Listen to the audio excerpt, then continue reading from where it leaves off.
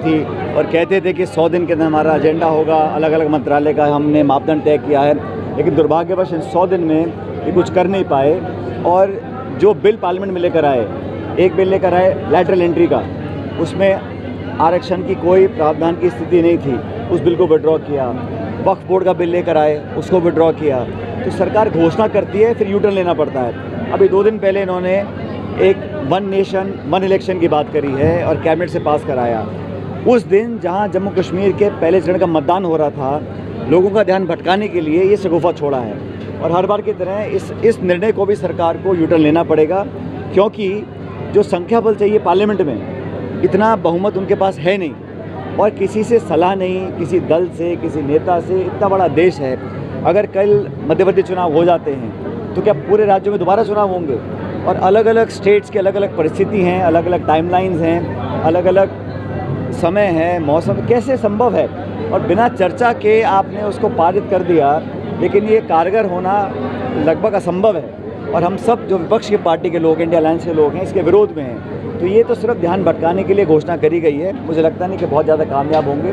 जहाँ तक चुनाव की बात है, 4 राज्यों के चुनाव होने थे, ये सिर्फ 2 ही राज्यों में चुनाव करवा पा रहे हैं। बाकी झारखंड और महाराष्ट्र के चुनाव इन्होंने पोस्टपोन किए हैं। जब आप 4 राज्यों के विधानसभा चुनाव नहीं करा पा रहे हैं, राजस्थान में 7 उपचुनाव होने, आप वो नहीं करा पा रहे हैं, तो 1 नेशन 1 इलेक्शन की आप कैसे बात कर सकते हैं? हरियाणा और जम्मू कश्मीर में दोनों जगह भारतीय जनता पार्टी पिछड़ रही है और यही कारण है कि लगातार वो बौखलाहट में कांग्रेस पार्टी को और राहुल गांधी जी को टारगेट करते हैं, बेबुनियाद बातें बोलते हैं, अपशब्द बोलते हैं, गालियाँ देते हैं, जान से मारने की धमकी दे रहे हैं। तो मुझे लगता है कि नेता जो बोल रहा है, लेकिन जो नेता का नेतृत्व करने वाले हैं, अगर वो खंडन नहीं कर रहे, वो दंडित नहीं कर रहे हैं, वो इस बयान को सही मान रहे हैं, तो हमें समझना पड़ेगा कि भारत सरकार और भाजपा की यही सोच है।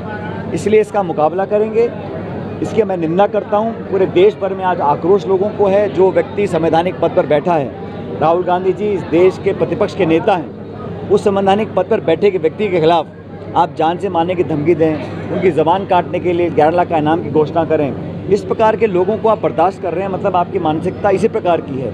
इसलिए जो केंद्र के मंत्री बन गए हैं वो राहुल गांधी जी को आतंकवादी बता रहे हैं। इससे बड़ा दुर्भाग्य नहीं हो सकता कि केंद्र के मंत्री होकर इस प्रकार की बातें बोल रहे हैं। तो पूरे देश में, सिर्फ कांग्रेस में नहीं, पूरे देश में इस बयान का खंडन लोग कर रहे हैं और मुझे लगता है जितनी भर्त्सना की जाए उतनी कम है। लेकिन हम लोग हटने वाले नहीं हैं। उस रास्ते पर राहुल जी निकल चुके हैं, जवाबदेही तय करने का, लोकतंत्र को मजबूत करने का, विपक्ष की एकता को बनाए रखने का।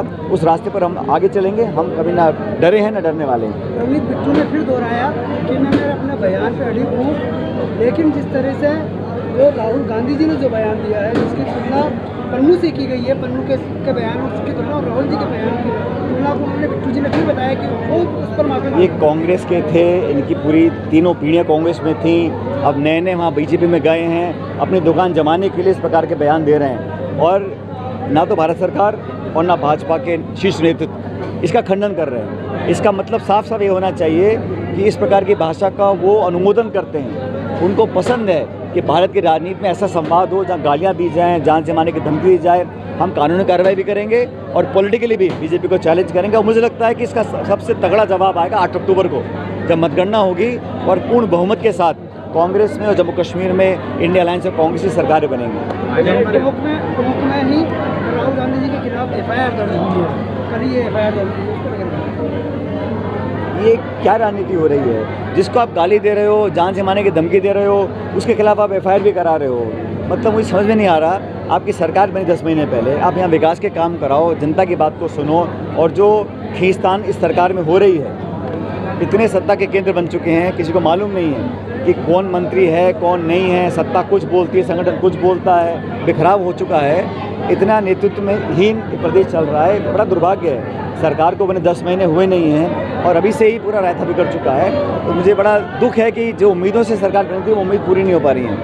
क्या लग रहा है हरियाणा और पूर्ण बहुमत से सरकार बनाएंगे। सर, राजस्थान में भी 7 सीटों पर उपचुनाव है, कांग्रेस अकेली लड़ेगी, गठबंधन के साथ लड़ेगी?